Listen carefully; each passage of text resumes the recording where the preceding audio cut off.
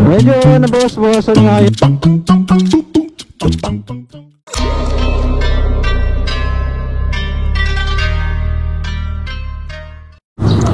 Ayan, yoyoto yung motor mga kuys. So tayo magpapalit ng langis.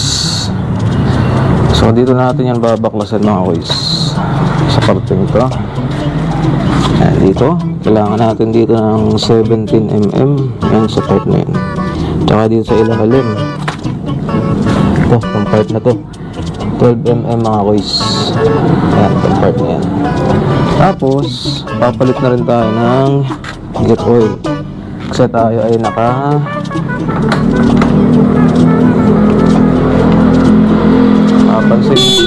papansin nyo yung takbo natin 500. Yan, tindot natin yung mga preno kaya tumunog. Yan, nasa 512 na tayo mga kuys. Kita ba? Ayan. So papalitan natin ito lang is first change oil mga kuys. Dito natin yung bubuksan tsaka sa ilalim. Init na lang dito mga kuys. Grabe ang init oh.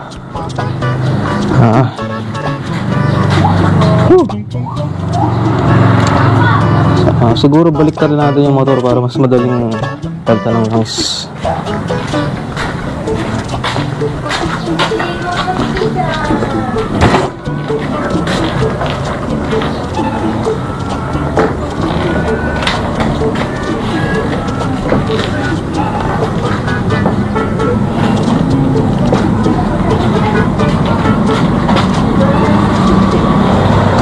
Sana all. Yan.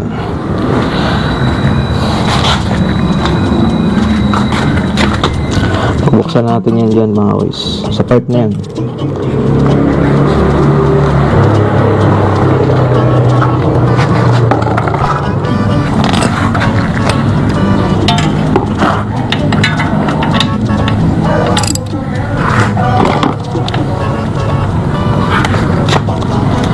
Medyo matigas nga lang mga kuys, gawa ng bago pa to eh. Ito yung ating first change oil mga kuys, kaya medyo matigas pa.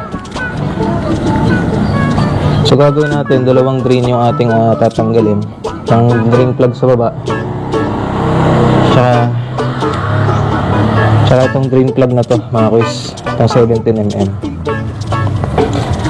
So dalawa tatanggalin natin para yung unang drain plug bumaba lahat yung langis, tsaka marinis natin yung oil strainer.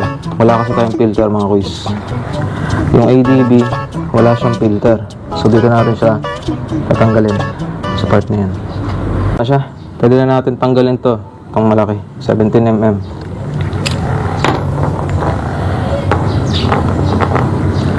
mga kuys.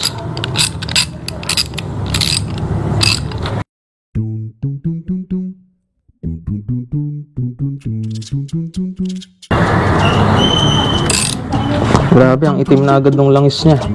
500 pa lang takbo na na. Kaya dapat pag bagong labas ng kasa, gagamitin nyo, lilinisin nyo na agad siya kahit wala pang 1,000.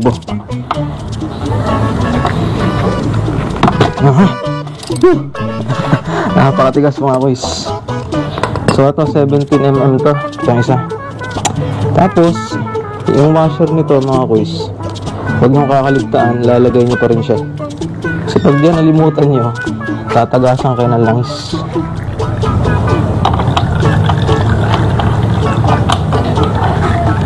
So ito hahawakan nyo kasi may spring, baka tumalsik to mga kuys. Yan, pag ramdam nyo nag-loose na siya, dahan-dahan siyang higitin. Yan, so ito yung takip niya, huwag nyo masyadong didiinan yung pagpasok nito kasi ito napuputol to mga kuys. Tapos yung spring niya, yan, lilinisin din natin. Tapos kung makikita nyo, ayun no, meron siyang mga dumi-dumi, ayun no. Kaya dapat mga kuys, matanggal niyo siya sa first clean niyo. Ayun na, meron siya mga parang, so dahil wala tayong compressor, punas-punas lang. So ipapalit natin ditong langis ay yung hindi pa siya pampuli synthetic. Gagawin lang natin dito semi-synthetic muna tayo mga kuys sa Shell Advance, kasi ang bala ko dito dahil nga binibreak in natin, papalitan ko siya every 500 hanggang 1,000. Ibig sabihin pag naka 1,000 ulit ako, papalitan ko ulit siya ng langis, kasi nga nagwe-wear and tear pa tayo kasi be-break in pa. So, dalawang beses ko siyang papalitan kung may ano naman kayo budget. Pero kung wala kayong budget, gumamit kayo ng fully synthetic. Bala ko kasi magpalit pa ng isang beses pagkatapos nito. Ganon din sa gear oil kasi nag-wear and tear tayo. Ginawa ko dito soft lang, hindi tayo nag-hard break in. So, dahil wala nang napatak, linisin lang natin tapos balik na natin mga kuys.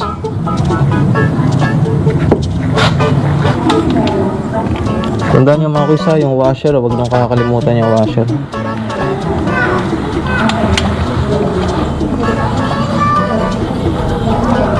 Siyempre, huwag nyo kakalimutan higpitan. Yun mga kadalasang nangyayari sa mga beginner.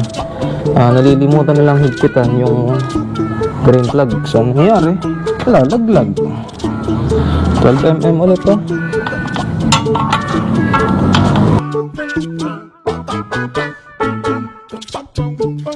Yung higpit mga kuys, tama lang ha. Yung higpit ng pogi. Oh my gulay. Grabe, tinan nyo yung itim ng ano natin, langis.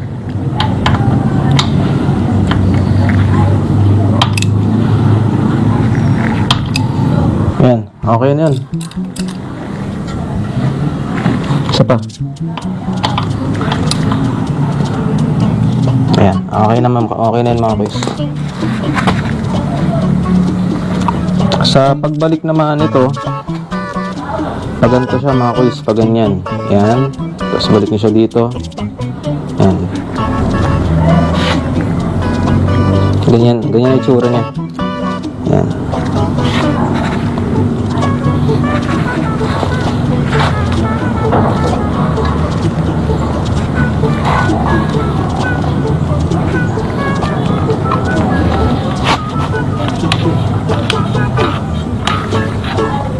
Huwag niyo siyang ihigpitan agad na gagamit kayo ng sakit. Mas maganda kamay muna.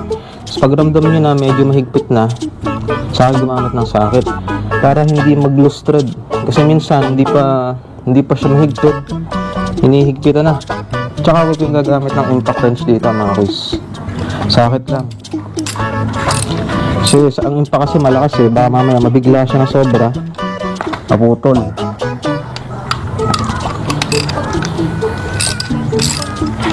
$17mm ulit mga kuys, sigpit.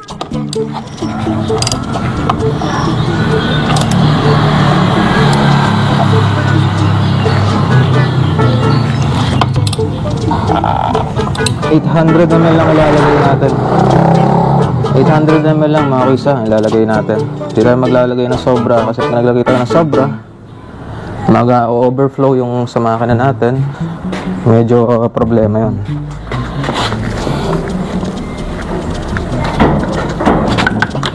Pag wala, tawag pala dito ay panel tube. Sa Lazada may nabibiling ganito. Pag wala kayong ganito, pwede naman yung dahon ng saging.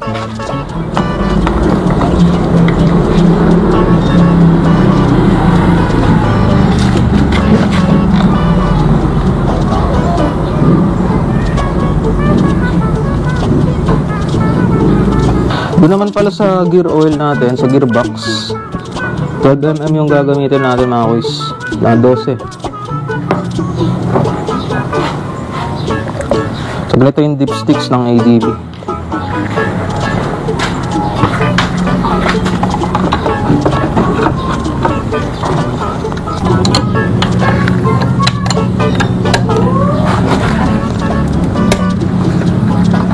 Huwag niyong gagamitin tong open doon tayo sa close lagi.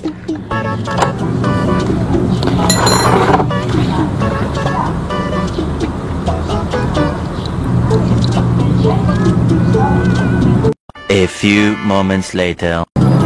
Yan, okay na yan. Pag masyadong mahigpit mga kuys. Ay. Ay.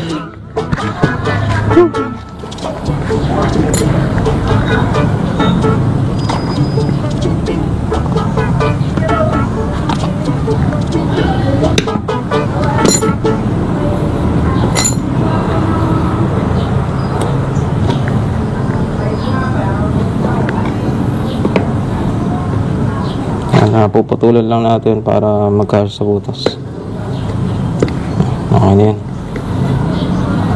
So ang lalagay natin dito mga kuys ay scooter gear oil ng Honda 120 ml. Tingnan.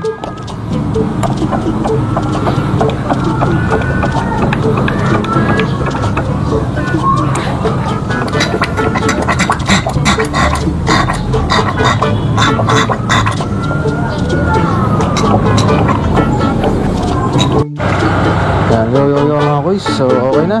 Nagawa na natin yung ating oil. Palit oil tayo, change oil.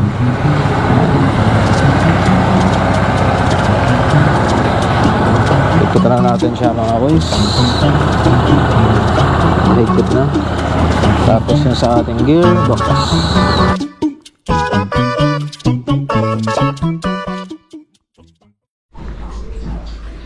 And so yo mga kuys.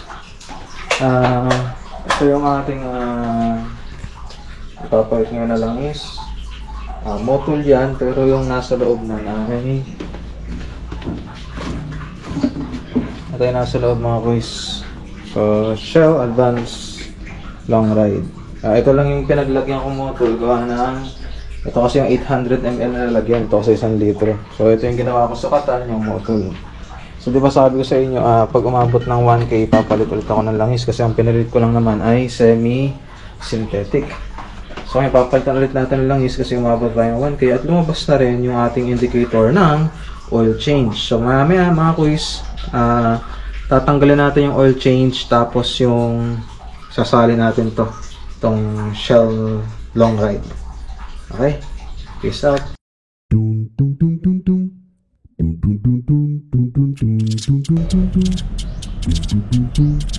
Okay, wait lang mga kuys.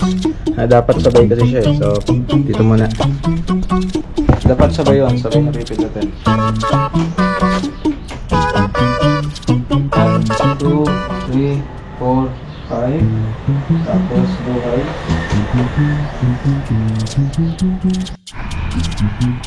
So, okay na mga kuys. Kailangan i-hold mo siya dito ng sabay. Patay natin.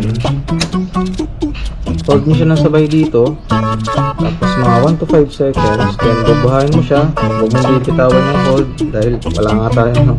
Nagawa na natin siya kanina. So natanggal na natin yung oil change. Bubuhayin natin. So tapos yung oil change dito, wala na siya. So yun lang yung technique dito para matanggal si oil change. So yun lang mga kuys. Tapos na yung break in natin kay ADB. Okay na yung ating break in. So hanggang dito na tayo mga kuys. So peace out.